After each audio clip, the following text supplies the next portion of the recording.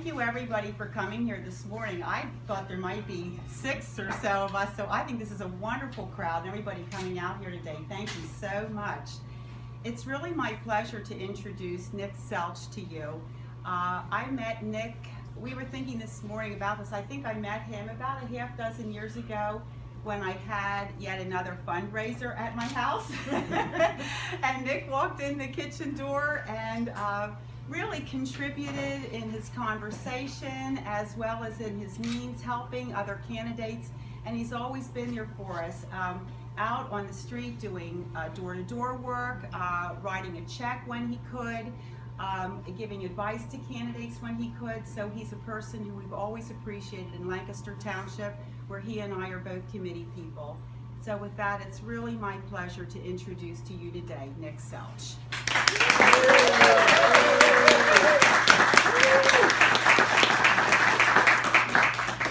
Good morning, and thank you, Sally, and thank you for my Hempfield Democratic team, who's been my campaign team getting started here, and thank you to Mark and Cindy for letting us use your space. I'm Nick Selch, and today I'm announcing that I'm running as a Democrat for Lancaster's 41st House District seat. Pennsylvania can be an excellent place for our families, but only if our citizens have good education, health care, and good job opportunities. That means we need to build a community where access to jobs, health care, and education is available to everyone, not just a few. But we can't have that kind of state when our legislators play power games and our citizens lose out. We deserve to live in a state where our elected officials do not accept budget gridlock. We deserve to live in a state where oil and gas producers are taxed for extracting our natural resources. We deserve to live in a state where citizens, particularly our seniors, are not crushed by property taxes. These issues are real, the people are real, just like you and me and our neighbors. I was speaking recently to one of my neighbors, father of one of my McCaskey students, and he told me his most important issue at this point is his property tax bill. He says it's a killer. His wife and he are now retired, and his property tax bill is hundreds of dollars more than just a few years ago. Throughout the 41st, property taxes have gone up more than 12% since 2010. How much of income's gone up over that period?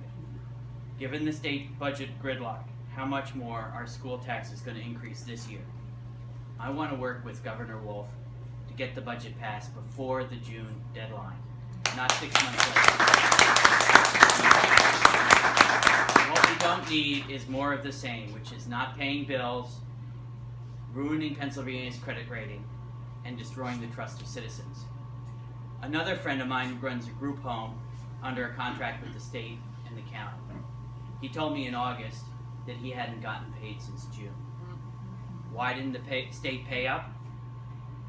When current legislators refused to pass the budget, all contracts paid for by the state, including to the group homes, got nothing. Contracts weren't honored, and no payments were made until January, close to 8 months without pay. Who can survive without pay for 8 months? He had to pay the counselors and the food bills and the rent and his other employees. So what did he do? He just had to pay it out of his own pocket. And I can't believe it, $21,000 each month. That's what he wasn't getting, and that's really got to stop here.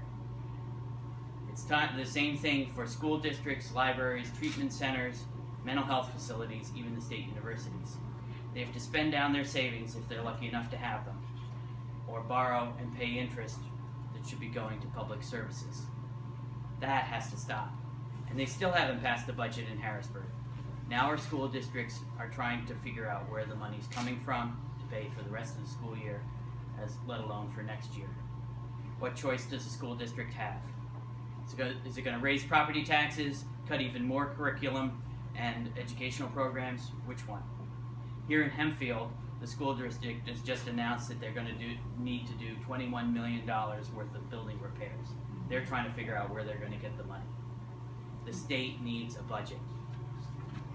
I came here 30 years ago to work for RCA after I got my MBA at Northwestern in Chicago.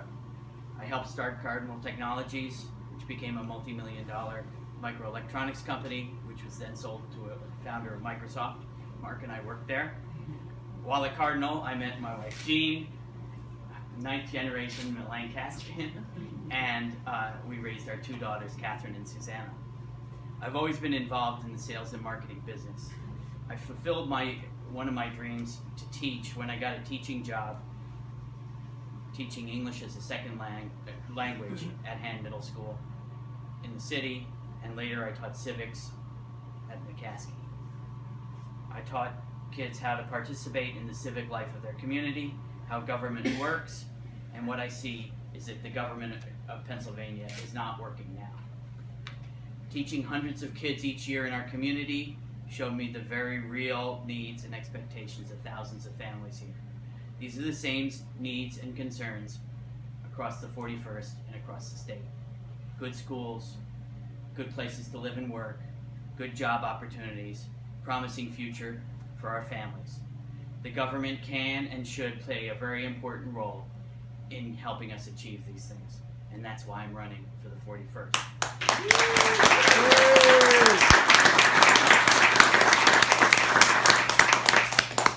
Okay, thank you for coming.